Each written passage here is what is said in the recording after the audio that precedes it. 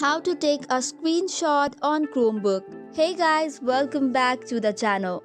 If you would like to take a screenshot on your Chromebook, here are the steps to do so. First and foremost, if you would like the full screenshot, you can press the Ctrl plus Show All Open Windows button, which is a rectangle with two vertical lines, often found in the top row of the keyboard. This way the full screenshot will be taken and you will notice a flickering image on the screen or an image preview will appear on the bottom right of your screen. Likewise, for partial screenshot, there's another option.